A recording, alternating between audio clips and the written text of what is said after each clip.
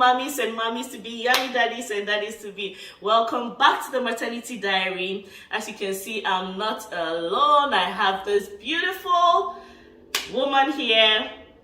She's Dr. Animwaa. Yes, she has, in fact, today's topic is actually going to be surrounding her. Everything is about her because she's someone that I admire so much. She's doing so much. I'm asking myself, you know, everybody tells me that, Teresa, how are you able to do this? How are you able to do that? Is this not too much? And I'm like, wait till you meet this woman right here. She's doing way more. I'm even asking myself how she's able to do it. So she has a full-time job. She's working in the corporate world. At the same time, she's a full-time mom, has 3 children, has a little baby. She also has an Airbnb business she's running. She has other things that she does. She writes blogs. She has a YouTube channel, this and that with Dr. Animwaa. Will be leaving the name here on the screen right here and in the description. Guys, if you do not subscribe to her channel, you are no longer my friend. So please, I'm begging you, subscribe to her channel and let her know that you came from me. Thank you very, very much, guys. So today's topic is going to be a wonderful one. It's going to be about balancing our work life, our family life, because I do admire how she's able to do it all. And honestly, I always say that this channel is a space for us to continue learning. Nobody knows it all. And so even when you think that someone has it put all together, they really do not. So that is why I have her on this channel, because I see how she carries herself, how she's able to balance her work life, her family, and everything. And I want to be able to learn from her. So here you have Dr. Animwaa. Thank you so much for having me on your channel. So I have a YouTube channel, but it is a very new, young YouTube channel. And I know that there are some experienced and older YouTubers that will charge you a fee before they bring you on board, or do not even want to collaborate with you if you don't have certain numbers. And so thank you so much for this opportunity, for bringing me on your platform. I really, really appreciate it. So we are here to just share what we know and give practical tips. We hope you enjoy. Exactly. Thank you very much.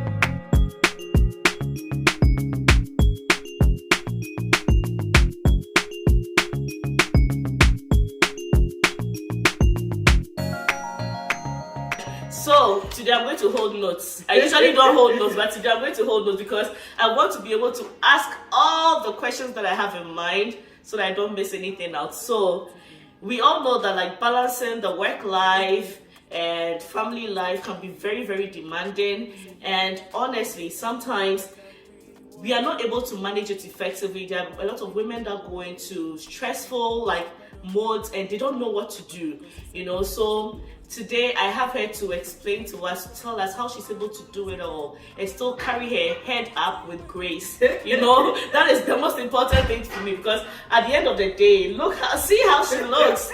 She looks amazing.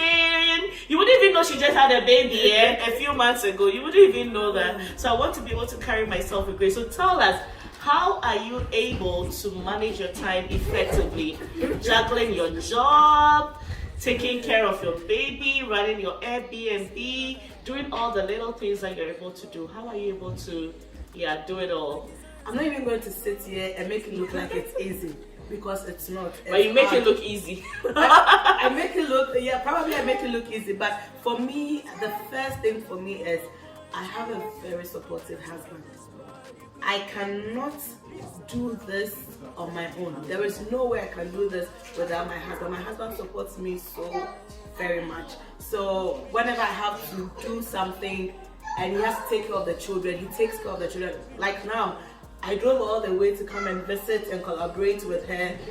He has the children, 3 of them. I keep asking her, are they not calling you? She said no. My husband will not call, he just wants to make sure, are you there, are you okay? Do your thing. If anyone will call me, it will be my children calling with a landline. So I have a very supportive husband that supports me.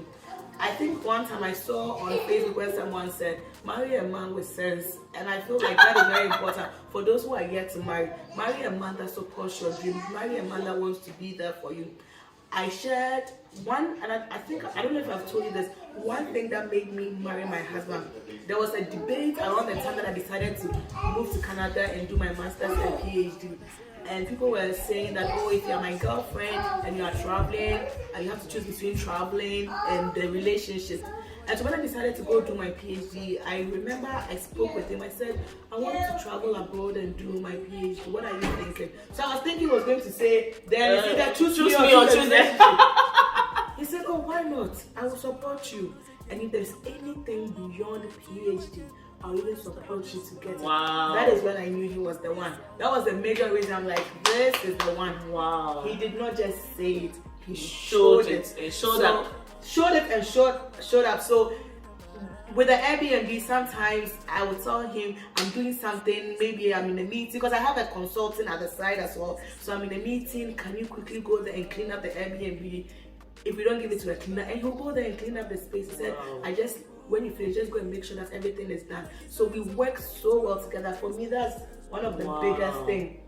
That is ourselves. My husband is very supportive. I cannot do anything that I'm doing now and do it so well if I didn't have him. You need a support system. If you're single, it could be your family, your friends, but to be able to juggle so many things, you need someone to be there for you and help you. Exactly. If you're a single mother, you need a support system, and so someone that will take your children sometimes so you can breathe. Yeah. For me, it is my husband.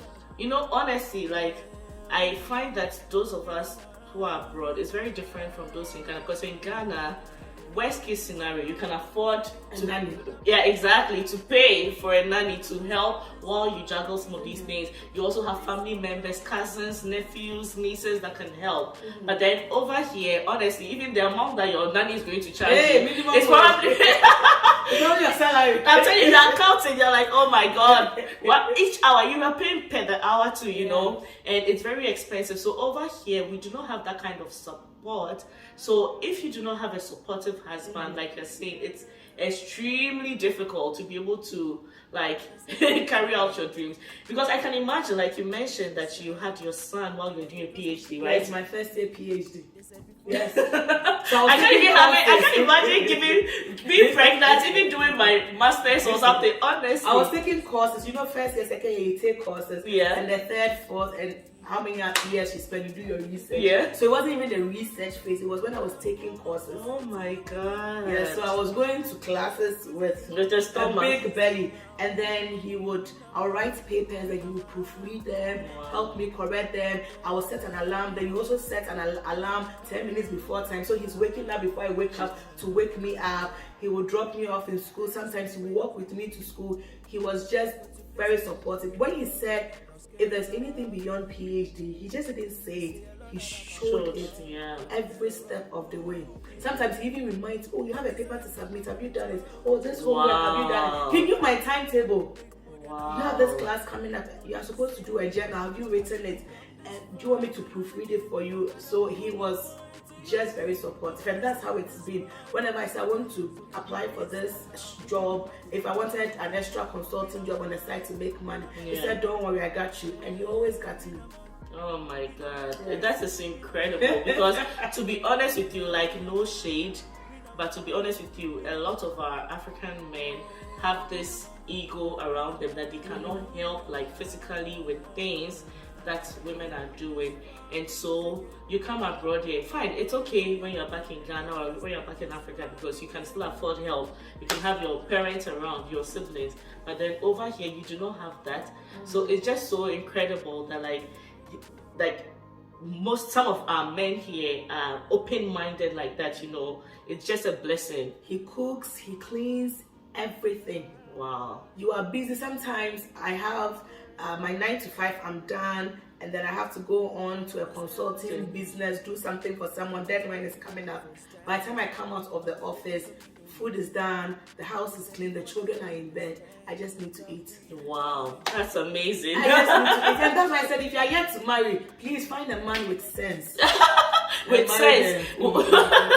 and talk about this thing when you go for dates, not just the love. It's not everything about love and the butterflies, you know. Love is even a decision. Love is not even a feeling. Talk about the things that are needed. How are you going to support my dreams if I decide to do something else? If I decide to go on and become big? Because I think we are raised in an environment where a woman is supposed always to be lower than the man. Exactly. A man is always supposed to be higher, even in age. Marry someone that is much older than you. Me. Marry someone that is much taller than you. Marry someone that has much more money. Exactly. And so when the things are starting to turn and the woman wants to do more, then it becomes an issue. So these are things that you have to discuss if you want to do more. My husband does not have a PhD. I'm the one that he doesn't want to go. He doesn't even want to. He doesn't want it. But he doesn't care that I have it. Exactly. And he supported me to get it. Yeah. There are some people that like I have read in the past that some women, even I know somebody that I was close to for some time, she's older, like in her 50s, and she was telling me that at the time she wanted to do her master's, her husband said, if you go and do your master's, it's the end of your marriage.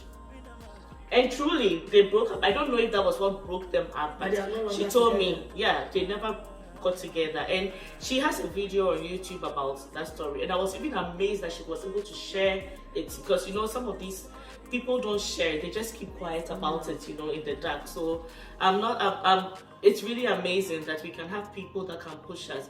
And it reminds me of like when I was going to do my master's, my husband was like, oh, go and do it. In my head, I'm like, hey, what if, you know, in-laws, they'll be like, hey, instead of her to be giving birth, she's there saying she's learning, you know, that kind of thing. He was like, don't worry, we know the plans that we are doing, you know, we want to do. So it's just incredible. Wow. So the next question, what are some of the practical strategies or routines that have helped you to maintain a healthy work-life balance? Is there any tip in particular you have for mothers? For mothers, you need to have a system. I call it a system, but if you have a project management background, you probably will call it project management. But I do have a system. I have what I do every day. So I am also the president I volunteer as a president for a non-for-profit called African Connect Society. African Connect, we have our meetings on Tuesday. Tuesday is for African Connect. During my lunchtime at break, I'll check emails and see if I need to reply. We have our meetings from 7 to 8. After 7 to 8, I'll go make sure I put my children to bed, come back from 9 to 10. I have time with my husband, he goes to bed. I don't sleep early. And so from maybe 10 or from 11 to 2, writing emails, drafting proposals, writing grants is just for African Connect. So every single day, and what I do. Fridays is family day. We get pizza, we watch movies, nothing. So you need to have a system where you know that every day this is what I do. Practically, that is what works for me. Sometimes it can be hard because you have deadlines, and then maybe the day I have because I have a consultant, Animwaa consultant, it's usually Wednesdays, but then you have a training that you have to do, you have a report that you have to send, and so the next day, Thursday, you can't do the blogging, you have to do Animwaa consultant. Some days things flow over to other days, but at least with a system, I know I get things done. If you don't have a system, you end up, sometimes I start writing for my blog and I love what I'm writing. I'm like, oh my goodness, I'm so into it. Before I realize the whole week you're writing up on your blog and other things are losing out. And so that helps you take a break and say, no, blog time is done. Let me move on to something else. So that for me practically has helped me having a system in place. Yeah, because like you said, it's very important that you have a system, even though like you should accept when changes come in, you know, because it doesn't mean that you have to be so strict that rigid, and then if something pops up, like you said, sometimes you see that you are spending too much time on this more than you should, and then you quickly come back because you have a system in place. If you didn't have a system in place, you probably end up focusing on just one thing and not having a healthy like balance, you know. That's amazing. Wow. So guys, have a system that works for you, you know. You know yourself, so just sit down and see what works for you. Someone's system may not work for you. My system may not work for you. Yours may not work for me. So okay, so I think this even connects to the same thing, but as a mother with multiple responsibilities, how do you prioritize your task and ensure that, I think it's the same thing, right? So it's a system. It's a system, exactly. There's family time, there's my husband time. Every day, I make sure I have 1 hour quality time for my husband. So what are some of the biggest challenges that you have faced while trying to balance your work and family life, and how did you overcome these challenges? That is, if you had any. So I think you have a video on this. Mom guilt. I have. Yes. Mom. Because now I've been with you since around 5. I came here around 5. And it's almost 9 and I'm still here.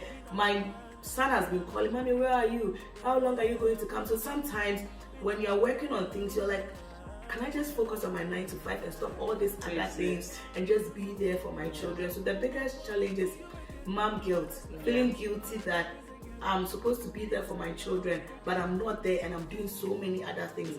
And I think what has helped me overcome this challenge is the fact that when I know that I'm going to zoom into something and it's their time, I make sure I am present. Yeah, fully. So I put my phone away and I say, this is your time. Talk to mommy. Let's have fun. We will play. We will joke. I'll be there. This morning I knew I was going to come here, so I have time with them. And I think sometimes when you have too much time with them, they're enjoying too much. They're like, Mommy, where are you going? So that is the biggest thing, because you are raised in an environment where mothers are supposed to always be with their children. So when you decide to do so many extra things, then you feel guilty. But I have also come to understand that I have a life. Yes. I have a life before I had children. The children came in for a purpose. They're going to leave one day. Exactly. And they'll appreciate you better for all these choices they are making, rather than, because there have been certain women that, let's say, they halted their entire lives for their kids, and then their kids are leaving, and then they're like, what has become of me? And the kids sometimes, unfortunately, can undermine or like make it look as if they haven't achieved anything all these years. You get what I mean? Because they halted their entire life. Some of them didn't even complete their school because they felt, oh, I have to focus on my child. And it's just sad, because by that time you don't feel fulfilled, you know, and your child will also sometimes look down on you. Yeah, especially when you've supported them to attain all the heights. And one other thing that also sort of pushes me and helps me with my mom guilt or that challenge is the fact that for most of us, especially those of us that come from Ghana, there's a little bit of entitlement with our parents, because they halted their life for us and did not live their life. They want you to start working and help them, take care of them. I'm doing all these things so that I don't have to depend on my children. Thank you. I want to support them to have a very good life. Go out there and have your own children, so that when you are done, I still have a life, I still have the YouTube, I still have things that I enjoy and love, and I still have money. So I'm not calling you, won't you come and buy me a new car? Won't you come and do this for me? No, you also have your life. So I think sometimes when I feel mom girls, I'm like, okay, you don't want to be entitled to your children. You still want to have a life. You've always enjoyed and wanted to do YouTube. So do that. Your children will be fine. You always get time for them. And you be a good role model to your children also, especially people who have girls. For example, like you have 2 girls. Like, you are a perfect role model for them, because they are like, okay, this is how mom is. She didn't halt her life. She's able to do this. She's able to do that. So you're not passing on certain generational patterns to them. You know what I mean? A woman can have it all if you want. Yes. I'm a firm believer of that. A woman can have it all if you want. Exactly. Yeah. Wow, that's amazing. Okay, so this one is very important, because this year for TMD family, we are focusing on self-care, health, wellness, things like that. So it's really important to me. How are you prioritizing your self-care and maintaining like your own well-being amidst your busy schedules? Is there any specific like self-care practices you're doing or routines that are helpful? Maybe it could help some of the viewers out there. So it's important that you know what helps, what works for you, what helps you relax. In my house, even with everything that I'm doing, I'm also known as the me time queen. I love my me time. My husband sometimes look at me like, the way you love me time, you shouldn't have had children. You shouldn't have even gotten married at all. Because I am so busy, I get so tired. So every little time, I want to have time for myself. I am not the one that will go for a massage or go for spa. All I do during my me time is just to watch movies. And so I like really historic movies, so maybe Bridgerton, Queen Charlotte, Downton Abbey. Oh, nice! Nice collection. I know. I'll just sit down and binge watch them, and then on YouTube, if I find someone, I will binge watch them. I want to have my I know, I can imagine. There was a time, in the morning, I got notification, and Animwaa commented on video. 30 minutes after, commented. 1 hour after, the whole day. I was like, Jesus, how many videos did you watch today, you know? Yes. So I'm not surprised you are saying that. When I have my me time, I'm like, today is a day for just me. Because you're doing so many things. If you don't have something that centers you, you will go crazy. Yeah. You need to keep your sanity intact. Exactly. So you find what helps you keep sane, and you do it. There are times that I'm supposed to go for a meeting, I'm supposed to do something. I sent an email, I said, I'm sorry, I can't come for this meeting. Exactly. Or when I'm feeling that there's a pressure, deadline coming that is giving me pressure, I said, you'll still leave if this thing doesn't happen. Yeah. I said, I can't do it. I take a break. Yeah. Because I need to refill. An empty glass jug cannot fill. Cannot fill. I always say that too. Like, you cannot fill from an empty So cup. movies. Yeah. For me, YouTube, Netflix, and chill. I can do it all by myself. I will laugh. I will have fun. Wow, that's an amazing self-care, honestly. I haven't even thought about that. I think I'll add it to my list. Just me. There are times that I want to watch movies with my family. There are times that you want to do your own. Yeah, exactly. Love is blind. Just me. Yay! And I'll finish and I'll call someone who will be We'll talk about it, you know. I remember the last time I came to your home. Yes. We set a timer so that we could watch the The finale. reunion. And it disappointed us. Oh my goodness, interesting. Wow. Okay, so what are some of the misconceptions or myths that people have about balancing work life and family life that you want to debunk?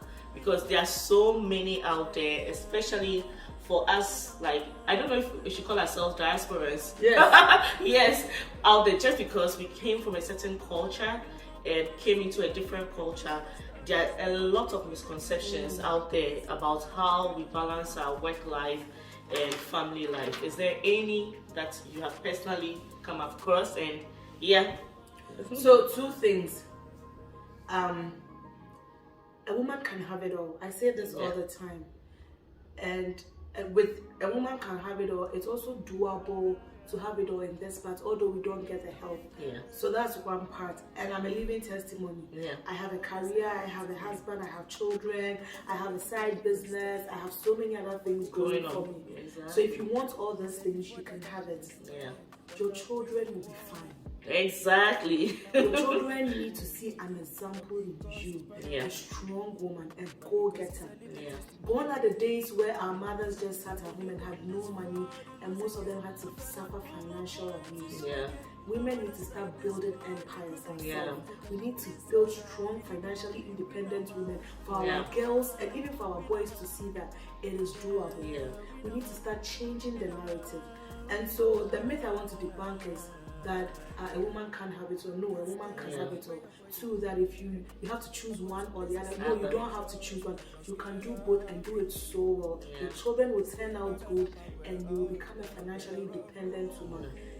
We need to start changing the narrative. If you have just boys, you need to start changing the narrative. That's what I do with my boys, eh? So that when they get married, they are not oppressing their women to stay at home. Like, I'm cooking. Luckily for me, my kids also love it to cook, so they do their own pancakes on Saturdays. Nice. They will come in, and I'm like, I want them to be like this with their wives. They don't feel like roles at home should be gender based, you know, gender biased. That, oh, this is a woman's a job, this is a man's job. No, I do not want that. So sometimes I'm scrubbing the the counter, and then he's also taking this scrubbing, and I give him another because I don't want that, and I want to raise my boys to grow in that way. And if I have girl, by God's grace, God gives me a girl. God, you have to give me a girl. So I'm just waiting for God to give me girls also, so that I can like show them that they can also do it all, you know, because I've always wanted girls, and I've had my girls' name since before I even got married. My husband knows the names I wanted to give to my girls. So when we had boys, we were struggling with names so much. Yeah. Okay, so now let me see. Okay, you already gave us some advice, so we are good. You talked about your support system, which is amazing. So let's talk about the fun stuff. What is the funniest or most memorable moment you've had while trying to balance your work life and family life?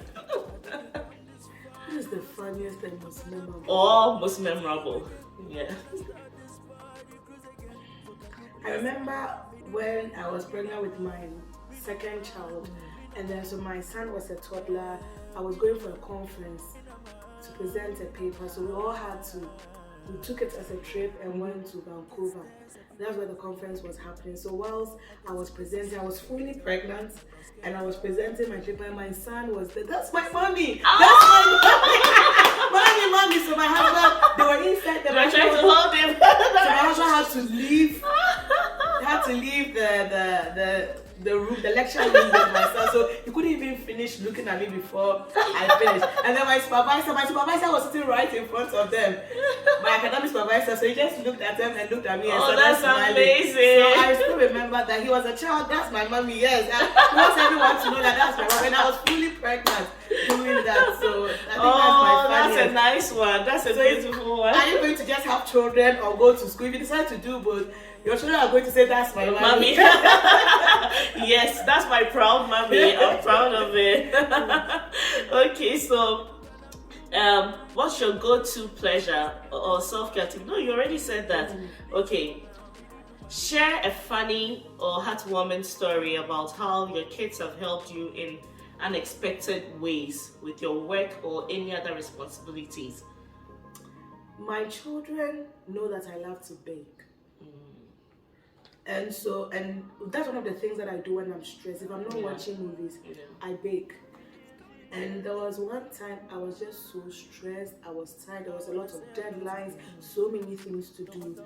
And my children can just look at me and tell whether I'm happy or not. And then sometimes they will tell each other, Mommy is not in a happy mood, don't let us go. Exactly, don't go and disturb me. So I was sitting there and then I was just so tired. And they came, Mommy, are you okay? I said yes.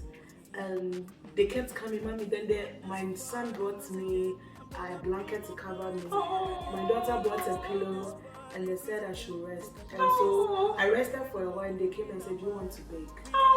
Because they knew that baking is one thing. And I said, "Yes. What should we bake?" And they said, "Oh, we can make banana. Those are the things: meat pie, banana bread, or cookies." And I said, "Let's make cookies." So we made cookies together, and we had a family time. So I think I'm so glad that I have children that understand that when mommy needs to be left alone because she's tired, they leave me alone. And then when they feel like, oh, she's going to that dark place, let's get her out. They know what they need to tell me. And we bake some cookies, Oh, that's beautiful. That's so beautiful. But my children are older, so they can say this thing. Exactly. I mean, my older one, he's not that old, but then there are times when you say, I want to bake, but it's not because he has seen me sad. Because he has his own ulterior motive. They both saw me, Yeah, oh wow. Okay, so if imagine you had like a magical time traveling device, which era or period of history, since you like historical stuff, I didn't even know you liked it until now, and I have this question already here, which era or period of history would you visit to gain some inspiration or wisdom on balancing your work and family? I think it's now. I think based on everything that I've watched, especially when you watch Queen Charlotte, Downton Abbey, and they had all to give that, up everything they had.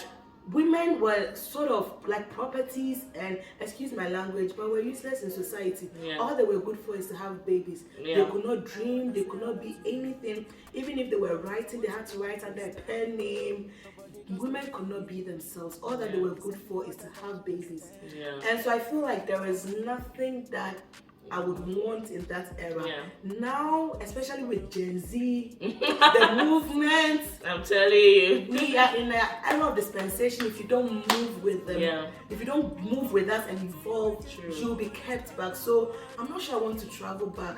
I remember I was watching an interview where Bridgerton, the second story, where Anthony was talking about, and they asked a similar question, and he said no. Apparently, Anthony is gay.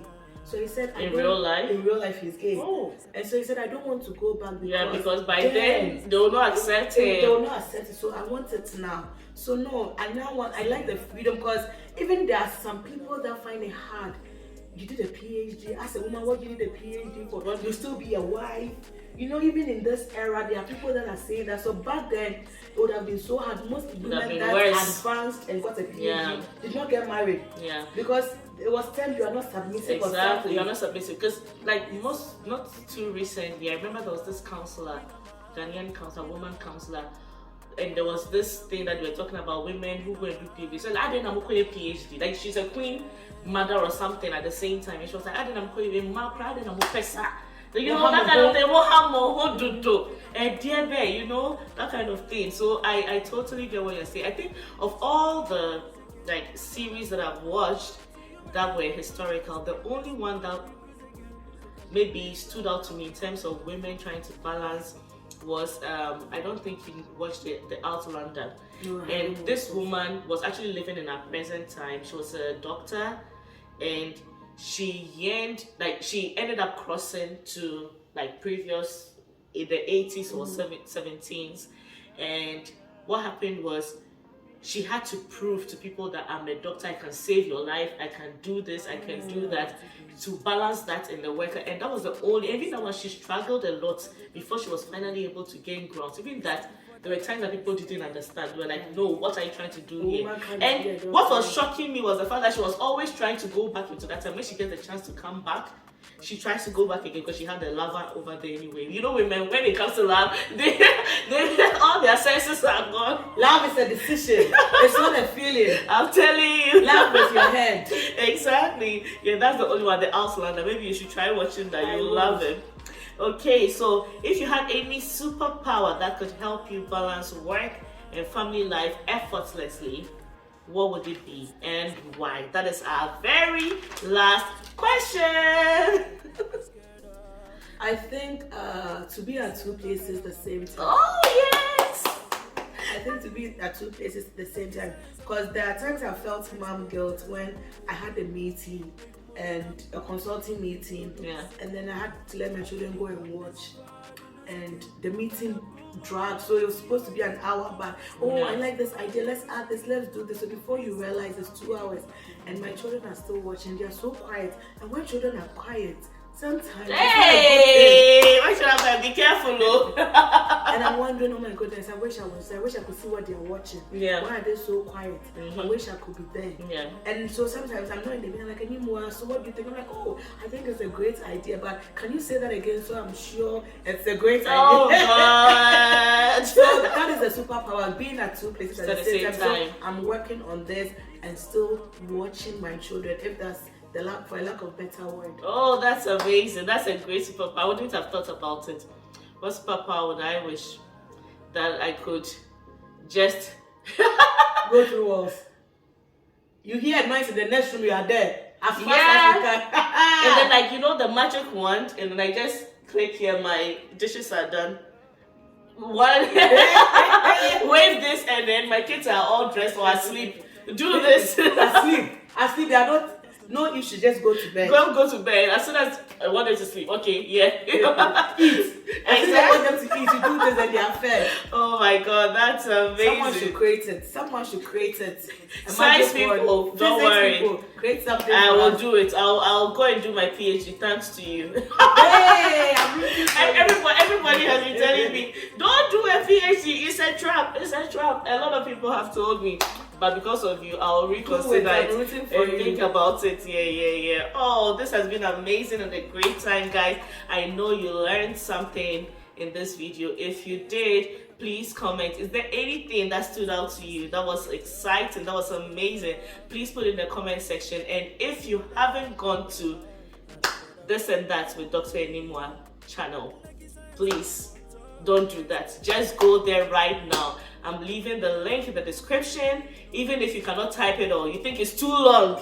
Like our PhD. Your PhD is very long, so everything has to be long, you know. So even if you think it's too long, just go to the description. It is right there. Click on it and subscribe, like, and let me know that you did. Thank you so much, guys, for watching. Thank you so much, Dr. Animwaa, for joining us. It was a privilege to have you, an honor to have you here. And guys, we do have a video together on her channel.